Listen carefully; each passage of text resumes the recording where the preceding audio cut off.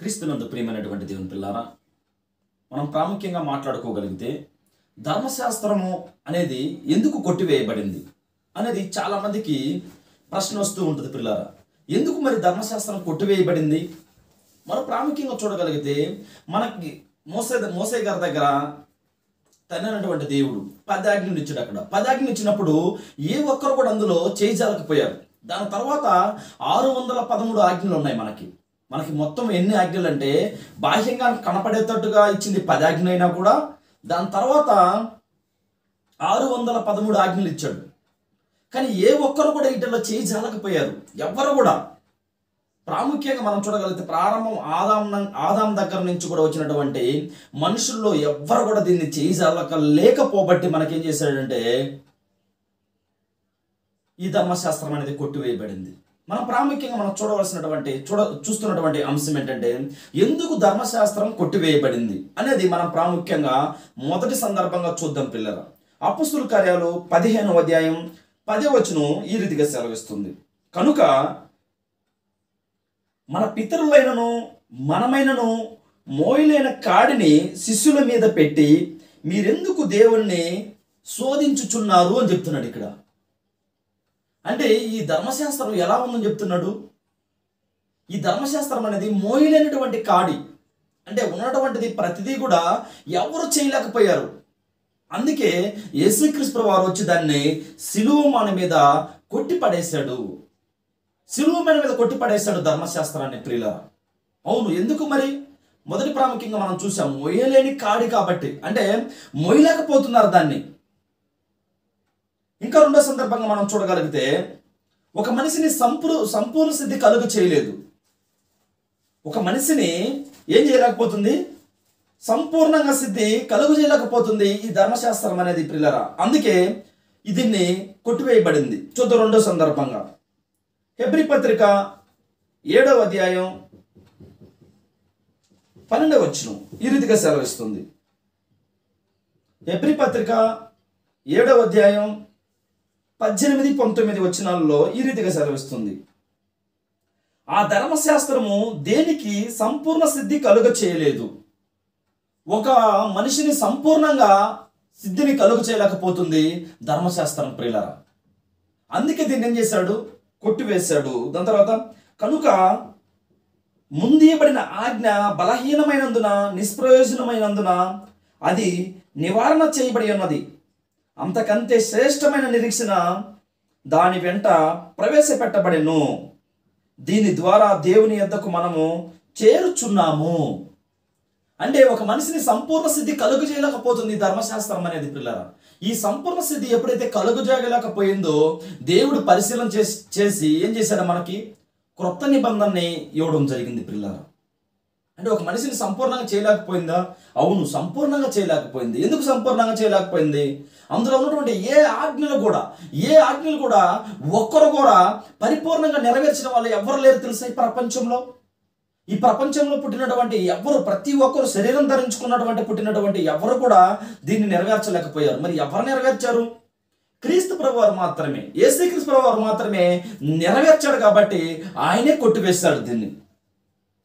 చూడండి, మూడోదిగా మనం చూడగలిగితే మూడో సందర్భంగా దీంట్లో ఈ ధర్మశాస్త్రంలో ఏముందని చెప్తున్నాడు? లోపం ఉన్నది కాబట్టి దీన్ని ఎవరు కూడా చేయలేకపోయారు, ఎవరు కూడా నెరవేర్చలేకపోయారు పిల్లలు. ఒకసారి మనం చూడగలిగితే మూడో అంశంగా హెబ్రీ పత్రిక 8వ అధ్యాయం 7వ వచనం ఈ రీతిగా సెలవిస్తుంది. ఏలైనగా ఆ మొదటి నిబంధన లోపము లేనిదైతే రెండవ దానికి అవకాశం ఉండనేరదు. బాగా అర్థం చేసుకోవాలి. మొదటిది లోపం ఉన్నది కాబట్టి రెండో దానికి ఏముండదు? అవకాశం ఉండదు. లోపము ఉంది కాబట్టే రెండో దాన్ని దేవుడు చేశాడు ప్రియులారా. మరి లోపం ఉండబట్టే కదా, ఆ లోపాన్ని ఏం చేశాడు? యేసుక్రీస్తు వారు వచ్చి సరిచేర్చాడు. కానీ నాడు సమాజానికి అర్థం కాలేదు ఏంటంటే ధర్మశాస్త్రం కొట్టివేయబడిందా, ఎందుకు కొట్టివేయబడిందని చెప్పేసి ఇంకా కూడా ఆ ఆజ్ఞల ప్రకారం వారు ఎంతో మంది జీవిస్తున్నటువంటి వారు ఉన్నారు. ఆ ఆజ్ఞలు ఇంకా పాటిస్తున్నారు, ఆ ఆజ్ఞలు ఇంకా తీసుకొని వస్తున్నారు. మామూలుగా మనం ప్రాముఖ్యంగా చూడగలిగితే ఒక దశమ భాగం అనేది కొట్టివేశాడా? అవును పిల్లలు, కొట్టివేశాడు. దాన్ని ఇప్పుడు ఏం చేస్తున్నారు క్రైస్తవులు, ఈనాడు క్రైస్తవులు ఆ దశమ భాగాన్ని ఇంకా కొనసాగిస్తున్నారు. అంటే తండ్రి దేవుడు మనం ప్రాముఖ్యంగా చూడగలిగితే క్రీస్తు ప్రభువు వారిని లోకానికి పంపించి పరిపూర్ణంగా దాన్ని నెరవేర్చాడు. ఎవరి ద్వారా అంటే క్రీస్తు ప్రభువు వారి ద్వారాగా. ఆయన వచ్చి ఏం చేశాడు, మీరు వర్ధిల్లిన కొలది. ఈ ధర్మశాస్త్రంలో మనం చూడగలిగితే మీరు వర్ధిల్లిన కొలది. పాత నిబంధనలో దశమ భాగాలు ఉంటే, కొత్త నిబంధనలు ఏం చెప్పాడు, క్రైస్తవులు మీరు వర్ధిల్లిన కొలది ఇవ్వాలి. కానీ ఈనాడు సమాజం ఏమైపోతుందంటే ఇంకా పాత నిబంధన అటువంటి ఆచారంలోనే ఉంటుంది పిల్లలు. ఈ ఆచారాల్లో మనం ఉండకూడదు. ఎందుకంటే మనం కొత్త నిబంధన కింద వచ్చాము. ఇర్మియా గ్రంథం 31వ అధ్యాయం 31వ వచనంలో చెప్తుంది, కొత్త నిబంధన చేయి దినములు వచ్చే ఉన్నవి. ఎందుకు కొత్త నిబంధన చేయాల్సి వచ్చింది? ప్రారంభం ఆదాం దగ్గర నుంచి కూడా ఇప్పటిదాకా కూడా ఇజ్రాయెల్ ప్రజలు మొత్తం కూడా ఎవరు కూడా ఈ యొక్క ధర్మశాస్త్రం నెరవేర్చినటువంటి ప్రజలు ఎవ్వరూ లేరు. పరిపూర్ణంగా ఎవరు నెరవేర్చాల. అందుకే పాత దాన్ని ఏం చేశాడు, దాన్ని నిరార్థకం చేశాడు, దాన్ని కొట్టివేశాడు. పిల్లరా చూడండి, 4వదిగా మనం చూడగలిగితే దేవునికి ఫలము ఇవ్వలేనిది. అర్థమవుతుందా? 4వది ఏం చెప్తున్నాడంటే ఫలాలు ఇవ్వలేకపోతుంది. ఏంటి? ఈ ధర్మశాస్త్రం అనేది దేవునికి ఫలాలు అర్పించలేకపోతుంది. ఎందుకు? ఒక మనిషి దీన్ని పరిపూర్ణంగా చేయగలిగితే కదా. చేయలేకపోతున్నాడు. మరి పరిపూర్ణంగా చేయలేనప్పుడు ఫలాలు ఎలా ఇవ్వగలదు పిల్లరా? ఒకసారి మనం చూడగలిగితే హెబ్రీ పత్రిక 8వ అధ్యాయం 13వ వచనం ఈ రీతిగా సెలవిస్తుంది, ఆయన క్రొత్త నిబంధన అని చెప్పుట చేత మొదటిది పాతదిగా చేసి ఉన్నాడు. ఏది పాతగిలి ఉండినో అది అదృశ్యమొకటకు సిద్ధముగా ఉన్నది. బాగా అర్థం చేసుకోవాలి. ఏం చేశాడు? ఆయన క్రొత్త నిబంధనను చెప్పుడు చేట మొదటిది ఏమైపోయింది?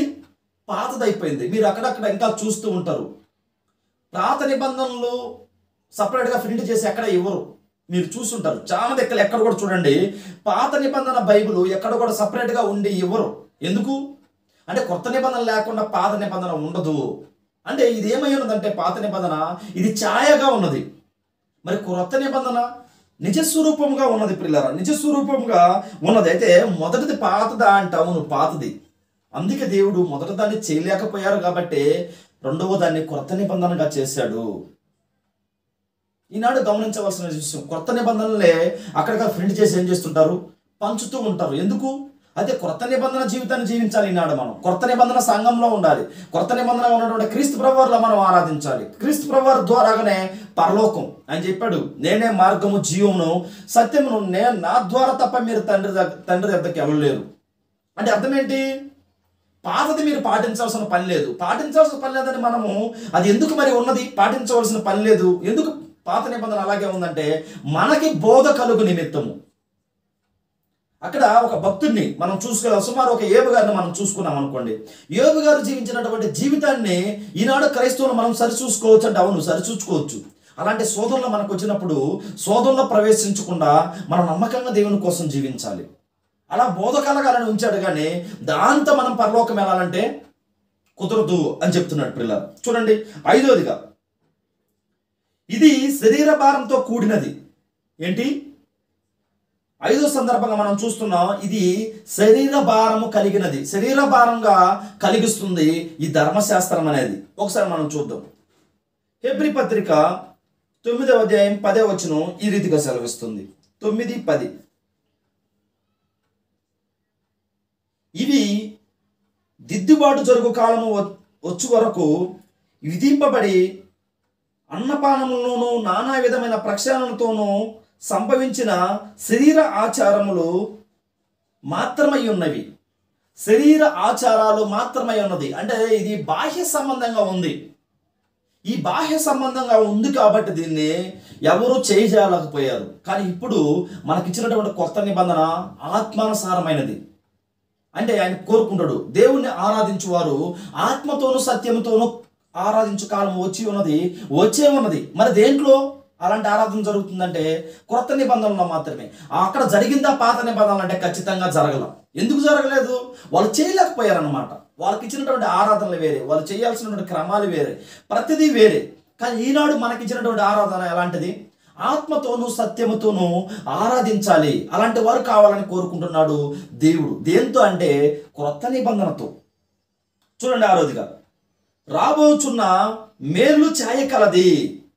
ఇదేమై ఉన్నది?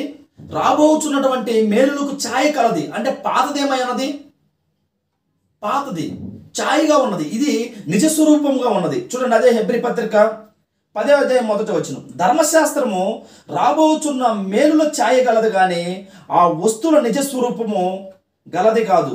కనుక ఆ యాజకులు ఏటేటా ఎడదెగకుండా అర్పించు ఒక్కటే విధమైన బలులు వాటిని తెచ్చువారికి ఎన్నడును సంపూర్ణ సిద్ధి కలుగు చేయ నేరవు. అంటే వీళ్ళు సమర్పించినటువంటి బలులన్నీ కూడా ఎలాంటివి ఉన్నాయంటే సంపూర్ణ సిద్ధి కలుగు చేయల. ఎందుకు? కొత్త నిబంధనలో క్రీస్తు అనే ఆయన బలి అయిపోయాడు, క్రీస్తు అనే మహనీయుడు బలి అయిపోయాడు. అందుకే ఈ ధర్మశాస్త్రం రాబోచున్న ఛాయ ఉన్నది. మరి నిజస్వరూపం ఎందులో ఉన్నదంటే క్రీస్తులో ఉన్నది. బాగా అర్థం చేసుకోవాలి. అంటే పాత నిబంధనలో ఏమై ఉన్నదని చెప్తున్నాడు? ఛాయగా ఉన్నది. ఛాయగా అంటే బలులు ప్రతిదీ కూడా బాహ్యంగా అర్పించేవాళ్ళు. వాళ్ళు ఆ ఇశ్రాయేలు ప్రజలు మందిరాల దగ్గర, సమాజ మందిరం దగ్గర ఎలా చేసేవాళ్ళు? వాళ్ళు బలిపీఠాల దగ్గర ఎప్పుడు కూడా వాళ్ళు అర్పించే ఎలా ఉన్నాయంటే బాహ్యంగా అర్పించేవాళ్ళు, బాహ్యంగా ఆరాధన చేసేవాళ్ళు. వాళ్ళు ప్రతిదీ యెరూషలేములో దేవాలయం దగ్గర ఆరాధన చేసేటప్పుడు వీళ్ళు ఆరాధనకి వెళ్ళేటప్పుడు ఏం తీసుకెళ్ళే వాళ్ళు? కోడలు కానీ, మేకలు కానీ, ఎద్దులు కానీ ప్రతిదీ కూడా తీసుకెళ్ళి అక్కడ బాహ్యంగా అర్పించి దేవుడిని మహిమపరచాలని ఇష్టపడుతున్నాడు. కానీ ఇక్కడ మనం చూస్తున్నాం కొత్త నిబంధనలు ఆయన ఎలా కోరుకున్నాడంటే ఆత్మీయంగా ఆరాధించాలి, ఆత్మతో సత్యంతో ఆరాధించాలని ఆయన కోరుకుంటున్నాడు. అందుకే అది ఏమైందంటే ధర్మశాస్త్రము ఛాయగా ఉన్నది, రాబోయే నిజ స్వరూపము క్రీస్తులో ఉన్నది. మనం ఒకసారి చూడగలిగితే ఇప్పుడు కనీసం 6 సందర్భాలుగా మనం చూసుకుంటాం. ఇప్పుడు 7వ సందర్భంగా చూసుకుందాం.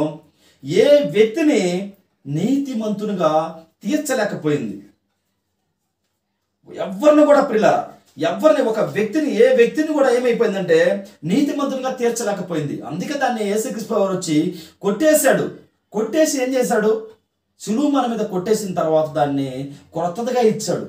కొత్తదిగా ఇచ్చిన తర్వాత మనం ఆత్మతో ఆయన్ని ఆరాధిస్తున్నాం. మనము ఆత్మతో ఆరాధించే ఒక గొప్ప అవకాశం. అంటే ఎవరు ఇళ్లలో వాళ్ళు ఉండి కూడా దేవుణ్ణి ఆరాధించవచ్చు ఆత్మీయంగా అనే ఒక అవకాశాన్ని మనకు కల్పించాడు. ప్రియులారా, ఏ వ్యక్తిని కూడా నీతిమంతుడిగా తీర్చబడలేదు. ఏ వ్యక్తిని కూడా, ప్రతి మనిషిని, ఆదాం దగ్గర నుంచి వచ్చిన మనిషిని, ప్రతి మనిషిని కూడా నీతిమంతుడిగా తీర్చలేకపోయింది. ఒకసారి మనం చూడగలిగితే గలతీ పత్రిక 2వ అధ్యాయం 15వ వచనం, గలతీ పత్రిక 2వ అధ్యాయం 15-16 వచనాలు ఈ రీతిగా సెలవిస్తుంది. మనము జన్మము వలన యూదులమే గాని అన్ని జనులలో చేరిన పాపులము కాము.